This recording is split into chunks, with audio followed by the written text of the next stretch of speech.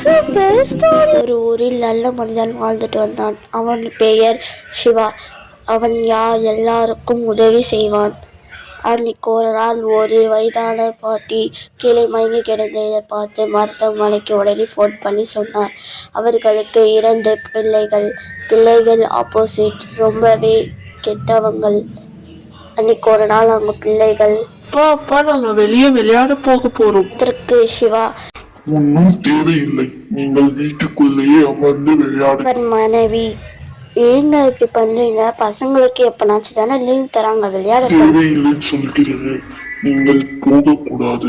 அப்படி என்று அந்த இடத்தை விட்டு வேலைக்கு சென்றார். சின்ன மகன் சூர்யா, என்னம்மா அப்பா இப்படி சொல்கிறார்? நாங்கள் வெளியே செல்லக்கூடாதா? இங்கே உங்க அம்மா நடந்து வந்தார். நீங்கள் விளையாட போகலாம், ஆனால் சீக்கிரமாய் வந்து விடணும், அப்பா வர்றதுக்கு முன்னாடி, ஓகேவா? அதற்கு இருவரும் சரிங்கம்மான்னு சொன்னார். இங்கிருந்து அவங்க அம்மா சொன்னார். 2 பேரும் ரொம்ப தூரம் ஊர் சுத்தினார்.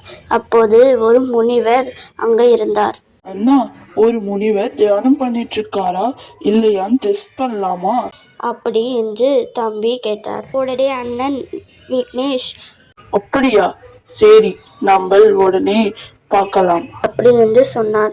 குடுகுடுன்னு 2 பேரும் கிட்டே போனார். அப்போது சொன்னார், நீ எப்படி டெஸ்ட் பண்ண போகிறார்? அதற்கு தம்பி, இப்பே பார் அப்படின்னு சொல்லும்போது கீழே இருக்க கல்லை தூக்கி எறிந்தார். முனிவர் தியானத்தில் இருந்து பயங்கரமாக கோவப்பட்டு விட்டு, இந்த மாதிரி நீங்கள் தியானத்தில் இருக்கும் போது நீங்கள் கெடுத்து விட்டீர்கள், உங்களுக்கு சாவ கொடுக்கிறேன் என்று அவர்கள் சாவ கொடுத்தார். அவர் உடனே வாழை வனத்தின் உள்ளே இருந்தார். அண்ணா, நம்ம இங்கிருந்து எப்படின்னா தப்பிக்கிறது? இந்த முனிவர் மோசமானதான் இருக்காங்க. சும்மா டெஸ்ட் பண்ணதுக்குலாம் அப்படியா பண்ணுவாங்க? நான் சொல்ல கேட்கவில்லை தம்பி, நீ அவஸ்தப்படு அப்படின்னு என்று அண்ணான் சொன்னான். நானும் சேர்ந்து மாட்டிக்கொண்டேன். ஏன் சொல்ற பேச்சை கேட்கலை? இருவரும் அமர்ந்து இருந்தார். இப்படியே இருந்தால் வேலைக்காவாது என்று நடந்து போகும்போது அங்கு ஒரு அருவியை பார்த்துவிட்டு ரொம்பவே சந்தோஷமா இருந்தார். உட்கார்ந்து நீரை குடித்தார். நிறைந்தது என்று அவர் அண்ணார்கிட்ட சொன்னார். அவர் அம்மா வெளியே உட்கார்ந்துட்டு இருந்தான். நம்ம பசங்கள் இன்னும் காணவில்லை அப்படி என்றார். அங்கள் திடீர்னு சிவாயின் வேலை முடித்து வந்தான் வீட்டுக்கு. நீ என்றுக்கு வெளியே உட்கார்ந்துட்டிருக்காய், நம்ம 2 பசங்கள் எங்கே அப்படி என்று கேட்டார். அப்போது என்னன்னு சொல்றது தெரியவில்லை அவர்களுக்கு. நான் பசங்களை விளையாட அனுப்பிச்சேன், இன்னும் வரவில்லை அப்படின்னு என்று சிவா கிட்டே சொன்னார்.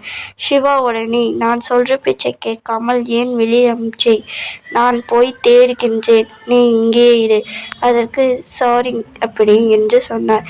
சரி, நீ இங்கே வெயிட் பண்ணிட்டு இரு, நான் போய் உடனே பசங்களை தேடி வந்துடுறேன் அப்படி என்று கோவமா சொல்லிவிட்டு அங்கிருந்து ரொம்ப தூரமாய் எங்கேயும் தேடிவிட்டார். ரொம்ப தூரம் நடந்து அவர்கள் களைப்பே ஆகிவிட்டது. சாயங்காலமே ஆகிவிட்டது. அந்த தூரம் எல்லா இடத்தையும் சுற்றி பார்த்தார். அப்போது அந்த முனிவர் உட்கார்ந்துட்டு பார்த்து அந்த முனிவர் கேட்டார். அதற்கு சிவா, என் 2 பசங்களும் காணவில்லை. என்னை உடை போட்டுள்ளாள். பெரியவன் வெள்ளை பனின்னு வெள்ளை பேண்ட் போட்டுள்ளான். சிறியவன் ரெட் கலர் பனின் ப்ளூ கலர் ஷார்ட்ஸ் போட்டுள்ளான். அப்படியா? அவர் 2 உன் பிள்ளைகளா? இப்போது நான் தியானத்தில் இருக்கும் போது 2 பிள்ளையும் கல்லை தூக்கி எறிந்தனர். கோபத்தில் நான் சாப்பிட்டேன். ஐயா, தெரியாமல் பண்ணிவிட்டார். தயவு செய்து 2 விட்டு விடுங்கள் பிளீஸ்.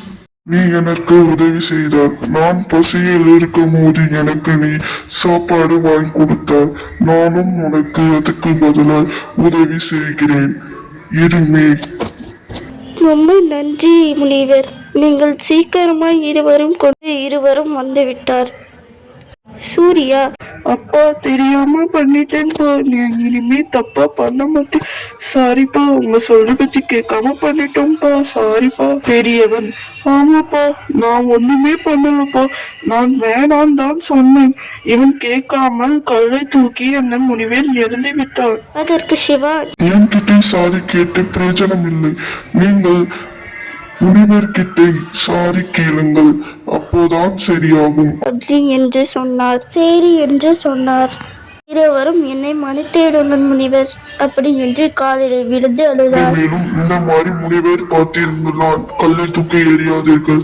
உங்கள் அப்பாவால் நீங்கள் இருவரும் தப்பிச்சீர்கள். இதில் நீங்கள் என்ன புரிந்தீர்கள்? உங்கள் அப்பா நல்லது செய்ததால் தான் இவர் இருவரும் பிழைத்தார்கள். நீங்களும் நல்லது செய்க.